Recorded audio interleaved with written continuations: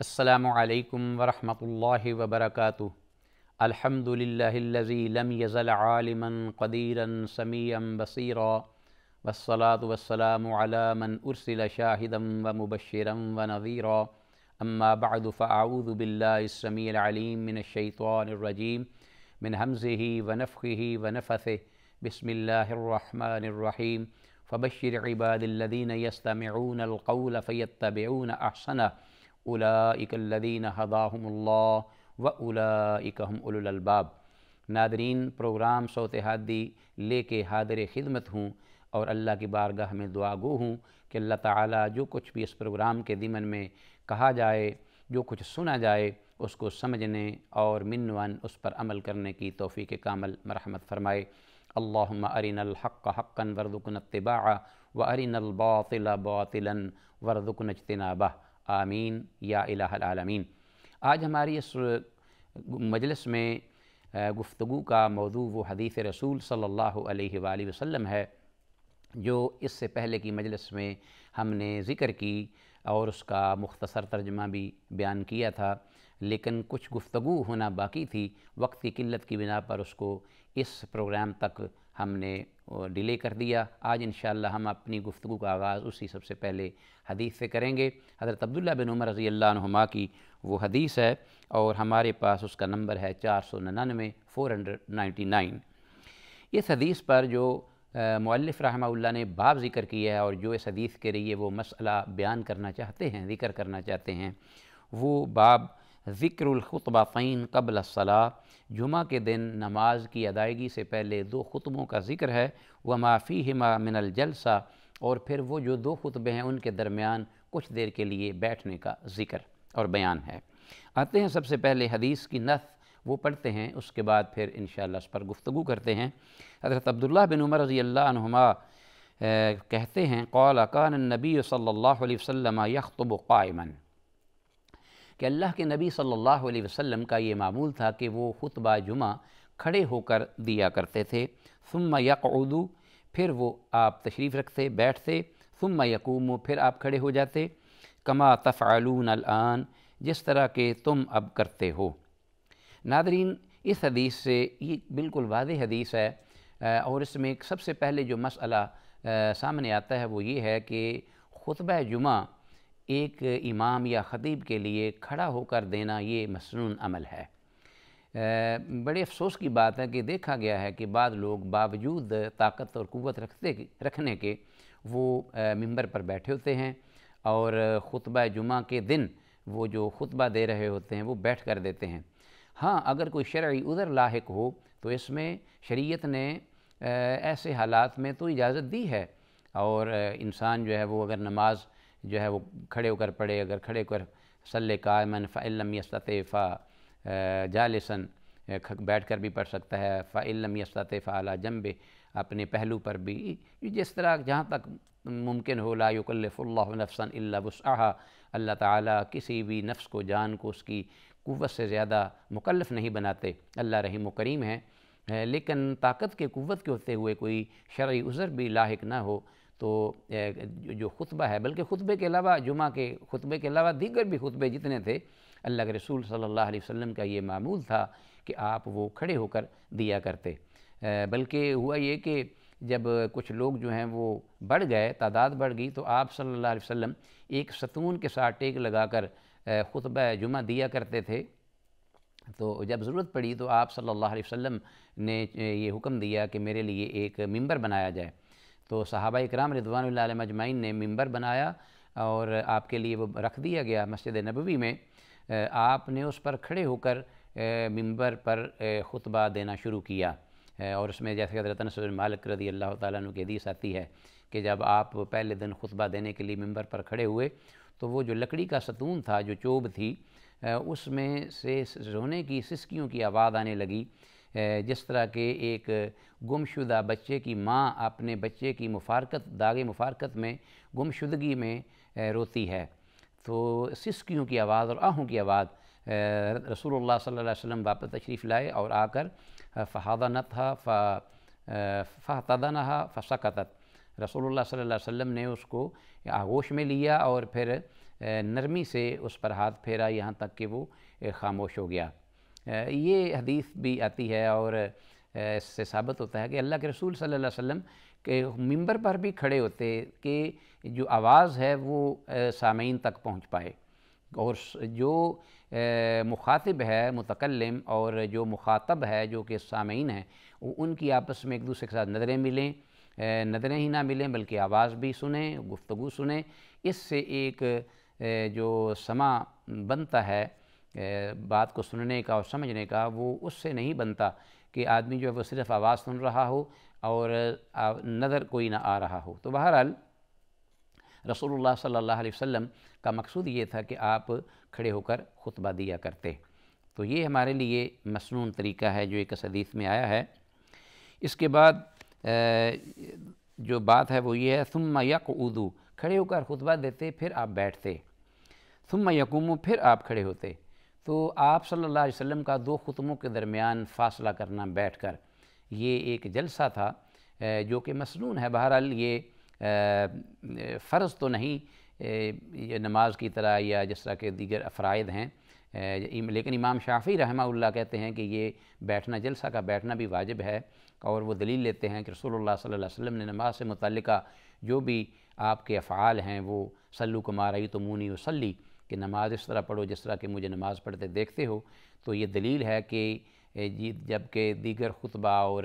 جو نماز ہے وہ واجب ہے تو ان کا جو درمیان میں بیٹھنا ہے دو خطبوں کے درمیان یہ بھی اسی طرح واجب ہے۔ لیکن بہرحال یہ ایک عمل ہے، اس کا جواب جمہور اہل علم یہ دیتے ہیں کہ جیسا کہ امام مالک، امام ابو حنیفہ رحمہ اللہ، امام ابن عبد البر اور دیگر اہل علم، جمہور اہل علم، وہ کہتے ہیں کہ یہ مستحب تو ہے بیٹھنا، واجب بہرحال نہیں، اس لیے کہ رسول اللہ صلی اللہ علیہ وسلم کا بہرحال فعل ہے، اور فعل سے وجوب جو ہے وہ لازم نہیں آتا۔ ہاں اگر آپ حکم دیتے اور آپ اپنی زبان اقدس سے اس بات کی توقید کرتے تو پھر درست اور ٹھیک تھا۔ بہرحال یہ مسنون ہے، اور بلا وجہ اس کو چھوڑنا یہ ظاہر ہے کہ اجر و ثواب میں کمی کا باعث ہے، اس کو چھوڑنا نہیں چاہیے۔ دو خطبوں کے درمیان بیٹھنے سے فاصلہ کرنا چاہیے،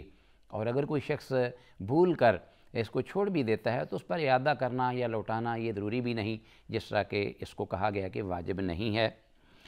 تو ایک یہ مسئلہ ثابت ہوا کہ دو خطبوں کے درمیان امام جو ہے وہ بیٹھے، اور یہ خطبہ چاہے عید کا ہو یا چاہے جمعہ کا، تو اس دونوں میں اسی طرح یہی طریقہ اختیار کیا جائے گا۔ کما تفعلون الآن، حضرت عبداللہ بن عمر رضی اللہ عنہما نے جب یہ بات بیان فرمائی تو ساتھ ہی یہ بھی بات کہی کہ جس طرح تم اب کرتے ہو، یعنی یہ اس بات کی توقید ہے، توثیق ہے کہ صحابہ کرام رضوان اللہ علیہم اجمعین اسی طرح عہد رسالت صلی اللہ علیہ وسلم میں جو طریقہ کار تھا خطبہ دینے کا، اور دو خطبے اور پھر اس کے بعد اس کے درمیان بیٹھنے کا، اور پھر اس کے بعد نماز کی ادائیگی کا، تو یہ وہ بیان کر رہے ہیں کہ جس طرح تم اب یہ کرتے ہو۔ اس کا مطلب یہ ہے کہ صحابہ کرام رضوان اللہ علیہم اجمعین اس سنت پر پابند تھے، اس سنت کے پابند تھے، سنت کی اتباع اور فرما برداری کرنے والے تھے۔ تو اس بات کی توثیق ہے کہ صحابہ بھی کھڑے ہو کر خطبہ دیا کرتے تھے، اور دو خطبوں کے درمیان بیٹھتے بھی تھے، اور اس کے بعد وہ نماز بھی ادا کرتے تھے۔ آتے ہیں اس کے بعد نئی حدیث کی طرف، اور مؤلف رحمہ اللہ نے اس حدیث پر ایک نیا باب ذکر کیا ہے، اس کا بھی تعلق جمعہ کے دن سے اور جمعہ کی نماز سے ہی ہے، اور جمعہ کی فرضیت و اہمیت، جیسا کہ ہم نے آغاز میں اختصار کے ساتھ سورۃ الجمعہ کی وہ آخری آیات بھی تلاوت کی تھی، تو اس سے متعلقہ یہ حدیث ہے حضرت جابر بن عبداللہ رضی اللہ تعالیٰ عنہما کی، حدیث نمبر 500 یعنی 500 ہے، اور اس پر جو باب ذکر کیا ہے مؤلف رحمہ اللہ نے وہ اللہ جل شانہ کا وہ فرمان ہے جو سورۃ الجمعہ کے آخر میں ہے، وَإِذَا رَأَوْا تِجَارَةً أَوْ لَهْوًا انفضوا إِلَيْهَا وَتَرَكُوكَ قَائِمًا۔ اللہ تعالیٰ کے اس ارشاد کے بارے میں یہ باب ہے کہ جب انہوں نے دیکھا کاروبار کو، تجارت کو، او لہون یا کھیل کود کو، انفضوا الیہا تو اسی کی طرف وہ پل پڑے، وترکوک قائما اور آپ کو وہ کھڑے جمعہ کی خطبہ کی حالت میں چھوڑ کر چلتے بنے۔ ناظرین، جس طرح کہ اس آیت کریمہ اور اس سے پہلی آیت مبارکہ جو ہے اذا نودی للصلاۃ من یوم الجمعۃ فاسعوا الی ذکر اللہ وذروا البیع ذالکم خیر لکم ان کنتم تعلمون، یہ جمعہ کی جو فرضیت ہے اور جمعہ کی اہمیت اور فضیلت اس پر یہ دلالت کرتی ہے، اور جمعہ کی اتنی اہمیت ہے کہ اہل اسلام کے ایک شعائر میں سے ہے، اور امت محمدیہ صلی اللہ علیہ وسلم کی خاص جو اللہ نے ان کو شرف عزت سے نوازا ہے دیگر اہل کتاب و اقوام سے ہٹ کر، یہ جمعہ کا دن جو عطا کیا، جیسا کہ پہلے ہم نے ذکر بھی کیا کہ دیگر اقوام نے اس سے اختلاف کیا تو اللہ نے جمعہ کے دن کو اس امت کے لیے رکھا، اور یہ اتنا مبارک دن ہے کہ خیر یوم طلعت فیہ شمس یوم الجمعہ، ہم نے احادیث میں ذکر کیا کہ اللہ کی بارگاہ میں سب سے بابرکت دن جس دن سورج طلوع ہوتا ہے وہ جمعہ کا دن ہے۔ تو یہ جمعہ اللہ نے ہمیں عطا کیا ہے اس کی فرضیت کے بارے میں، لیکن یہ جمعہ اس آیت کریمہ کی روشنی میں جو مؤلف بیان کرنا چاہتے ہیں وہ حدیث میں چاہتا ہوں کہ آپ کے گوش گزار کروں۔ اتنا اس حدیث سے پہلے چاہتا ہوں کہ اس کا پس منظر اختصار سے بیان کر دوں کہ یہ جب آیت کریمہ اتری تو اس وقت حالات مدینہ کے کیا تھے، ان حالات کو سامنے رکھتے ہوئے ذرا اندازہ کرنا ہے کہ ایک طرف تو یہ مدینہ کے ابتدائی ہجرت کے بعد مسلمانوں کے وہاں سیٹلمنٹ کا یہ وقت ہے، دور ہے کہ جب مہاجرین کی آباد کاری اور ان کی معاشی تنگی، اور پھر جو مشرکین مکہ نے جو ان پر سختیاں کی ہوئی تھیں، راستے بند کیے ہوئے تھے آنے جانے کے، کاروبار کے، تجارت کے، اور پھر اسی طرح یہ ہے کہ ہمہ وقت ایک خوف طاری رہتا دشمن کی طرف سے کہ کسی بھی وقت مدینہ پر وہ حملہ آور ہو کر رئیسی جو قوت ہے یا معاشی جو اقتصادی کوئی معاملہ ہے اس کو بھی وہ ختم نہ کر دیں۔ تو ایک معاشی تنگی کا دورہ تھا، اور ایک جیسا کہ خشک سالی کا بھی ایک معاملہ تھا، لوگ جو ہیں وہ بہت ہی اس بارے میں پریشان بھی تھے، اور سارے کا سارا انہوں نے معاملہ اللہ کی رضا پہ چھوڑا ہوا تھا۔ تو اسی اثناء میں یہ ہوا کہ مدینہ کے شہر میں یا مدینہ سٹی بستی میں ایک تجارتی قافلہ ان دنوں آ پہنچا۔ تو ان حالات میں ایک تجارتی قافلے کا آنا اور غلے کے ساتھ ایک بہت بڑی نوید تھی، کم معمولی بات نہیں تھی صحابہ اکرام رضوان اللہ علیہم اجمعین کے لیے۔ اس وقت ان کا ایک امتحان تھا، اللہ نے ان کا امتحان لیا۔ خطبہ جمعہ جو جاری تھا، اور رحمت عالم صلی اللہ علیہ وسلم خطبہ ارشاد فرما رہے تھے۔ تو اب جو ہی انہوں نے آواز سنی کاروان کی، جو وہ آئے اور انہوں نے آ کر منادی کی غلہ فروخت کرنے کی، تو صحابہ اکرام رضوان اللہ علیہم اجمعین سے اور تو کچھ نہ بن پڑی، ہر ایک کے ذہن میں یہ کہ جمعہ کی نماز کے اختتام تک کہیں ایسا نہ ہو کہ لوگ دیگر جو ہیں وہ سارا غلہ سمیٹ لیں، خرید لیں، اور ہمارے لیے کچھ نہ رہے۔ ہم چاہتے ہیں کہ ہم بھی پورے سال یا بقیہ وقت کے لیے ہم خرید لیں تاکہ ہم بھی گزارا ہمارا بھی ہو سکے۔ یہ بات ذہن میں تھی کہ رسول اللہ صلی اللہ علیہ وسلم خطبہ دے رہے تھے، صحابہ اکرام اس حالت میں نکلے اور اس جو قافلہ تھا غلے سے لدا ہوا اس کی طرف دوڑے۔ قرآن مجید کے ظاہری الفاظ سے یہ بات واضح ہوتی ہے، اور صرف تقریباً 12 کے قریب صحابہ تھے جو بقیہ رہے، رسول اللہ صلی اللہ علیہ وسلم ان سے مخاطب تھے۔ اللہ احکم الحاکمین نے اس انداز پر ایک میٹھی زبان میں ایک اتاب اتارا، نازل کیا، اور کہا کہ تم اس حد تک جو ہے وہ توکل کھو بیٹھے، بھروسہ اللہ کی ذات پر کہ اللہ خالق و مالک و رازق ہے۔ کاروان یا قافلے والے وہ آپ کے رازق تو نہیں تھے، رزاق تو اللہ ہے، وَفِي السَّمَاءِ رِزْقُكُمْ وَمَا تُوعَدُونَ، اللہ آسمانوں میں ہے جو کہ رزق دیتا ہے۔ تو یہ اس کے جو مسبب الاسباب، یہ اگر سبب ہے قافلہ رزق کا، تو وہ اسباب کو پیدا کرنے والا بھی وہی خالق و مالک ہے، وہ کسی بھی وقت رزق کا انتظام کرنے پہ قادر مطلق ہے۔ تو آپ پیغمبر کو چھوڑ کر اس حالت میں قافلے کی طرف لپکے، تو آئندہ ایسے نہ کرنا، ایسی جو عمل ہوا ہے اسے احتیاط برتنا۔ یہ ہمیں اس وقت نہیں بلکہ تا قیام قیامت تعلیم دی گئی ہے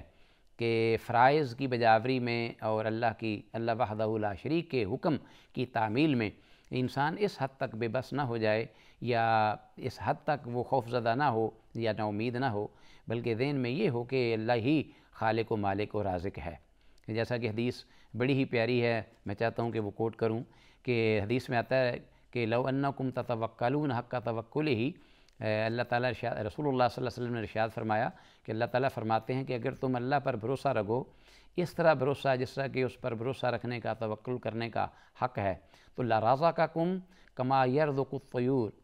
وہ اس طرح تم کو رزق عطا کرے گا جس طرح کہ وہ پرندوں کو رزق دیتا ہے، تغدو خماسا وتروح بطانا، کہ وہ پرندے جو ہیں وہ صبح نکلتے ہیں خالی پیٹ اور شام کو پیٹ بھرے ہوئے واپس آتے ہیں۔ پرندے بے زبان ہیں، پرندے بڑے کمزور ہیں، اور ان کا وہ مستودع رزق کا یا جو کھانے کمانے کا وہ انہیں بالکل علم نہیں، لیکن اس کے باوجود جب وہ صبح نکلتے ہیں انہیں کوئی پتہ ہی نہیں ہوتا کہ ہمارا رزق کہاں ہے۔ اللہ کا الحاکمین ان کو رزق عطا کرتے ہیں، اور صبح جب واپس آتے ہیں رات کو تو وہ پیٹ بھرا ہوتا ہے، اور اگلے دن کے لیے پھر ان کو کوئی پتہ نہیں ہوتا کہ کل ہمارا رزق کہاں ہے۔ تو اس حد تک توکل اور اعتماد ہے ان جانوروں کا۔ انسان صاحب ایمان، اس کا تو توکل بہت زیادہ ہونا چاہیے۔ اللہ نے اس کو عقل سے نوازا ہے، اس کو شعور سے، اور بڑے وسائل اور ذرائع عطا کیے ہیں۔ تو یہ ہے اس آیت کریمہ میں، اس حدیث میں ہمارے لیے سبق آتے ہیں، پڑھتے ہیں۔ حضرت جابر بن عبداللہ رضی اللہ تعالیٰ عنہ فرماتے ہیں بینما نحن نصلی مع النبی صلی اللہ علیہ وسلم، اس حال میں کہ ہم اللہ کے نبی صلی اللہ علیہ وآلہ وسلم کے ساتھ نماز پڑھ رہے تھے، اور ظاہر ہے کہ نماز جمعہ کی ادائیگی کا یہ موقع تھا جیسا کہ آیت کریمہ اور باب سے واضح ہے۔ اذ اقبلت عیر تحمل طعاما، کہ ناگہاں ایک کیراوان جو ہے وہ آ گیا، ایک قافلہ آیا جو کہ کھانے کو اٹھائے ہوئے تھا، مطلب یہ کہ اونٹوں کا قافلہ غلے سے لدا ہوا بھرا ہوا تھا۔ فالتفتوا الیہا، تو صحابہ اکرام رضوان اللہ علیہم اجمعین اس قافلے کی طرف لپکے اس حالت میں کہ حتی ما بقی مع النبی صلی اللہ علیہ وسلم الا 12 رجلا، اللہ کے نبی صلی اللہ علیہ وسلم کے ساتھ صرف 12 صحابہ باقی رہ گئے مسجد میں جو نہیں اٹھے، یعنی وہ ان کا ایمان جو ہے یا توکل وہ زیادہ نکلا، وہ اللہ پہ بھروسہ کیے ہوئے بیٹھے رہے، یا یہ بھی ہو سکتا ہے کہ انہیں اتنی حاجت یا ضرورت نہ ہو، جو بیچارے گئے ان کے لیے زیادہ مسئلہ تھا، واللہ اعلم وعلم بالصواب۔ بہرحال 12 صحابہ اکرام رضوان اللہ علیہم اجمعین بیٹھے تھے۔ فنزلت هذه الآیہ، تو یہ آیت کریمہ جو ہے یہ اللہ رب العالمین نے اتار دی، وَإِذَا رَأَوْا تِجَارَةً أَوْ لَهْوًا انفضوا إِلَيْهَا وَتَرَكُوكَ قَائِمًا، کہ جب وہ دیکھتے ہیں تجارت کو، یا دیکھا انہوں نے، یا کھیل کود کو، اللہ رب العالمین نے اس کو لہو کے الفاظ استعمال کیے ہیں، یعنی عبادت کو چھوڑ کر کوئی بھی عمل، کوئی بھی دنیاوی معاملہ یا سلسلہ ہو تو اس کو لہو کہتے ہیں، کیونکہ اس کی وجہ سے اللہ جو انسان ہے وہ اللہ کے ذکر سے غافل ہوا ہے۔ تو وَتَرَكَهُ قَائِمًا، اور چھوڑا آپ کو کھڑے ہوتے ہوئے، کھڑے چھوڑ گئے۔ تو صحیح معلوم ہوا کہ اللہ کے رسول صلی اللہ علیہ وسلم جو تھے وہ کھڑے ہو کر خطبہ دیتے تھے۔ اس آیت کریمہ سے بھی یہ واضح ہوا۔ حضرت کعب بن عجرہ رضی اللہ تعالیٰ عنہ جو ہیں وہ جابر بن سمرہ رضی اللہ تعالیٰ عنہ فرماتے ہیں کہ رسول اللہ صلی اللہ علیہ وسلم کھڑے ہو کر خطبہ دیتے، پھر بیٹھتے، پھر کھڑے ہوتے، اور جو آپ کو یہ کہے کہ جو شخص کہ اللہ کے رسول صلی اللہ علیہ وسلم بیٹھ کر خطبہ دیتے تھے تو اس نے جھوٹ بولا۔ تو ناظرین، ان حدیث کے ہوتے ہوئے آیت کریمہ کی روشنی میں ہمیں چاہیے کہ ان سنتوں کا اہتمام کریں، خاص طور پر عبادات کی بجاوری میں۔ اللہ کی بارگاہ میں دعا ہے کہ جو کچھ کہا، سنا اور بیان کیا ہے اس کو سننے اور اس پر عمل کرنے کی توفیق کامل دے۔ السلام علیکم ورحمۃ اللہ وبرکاتہ۔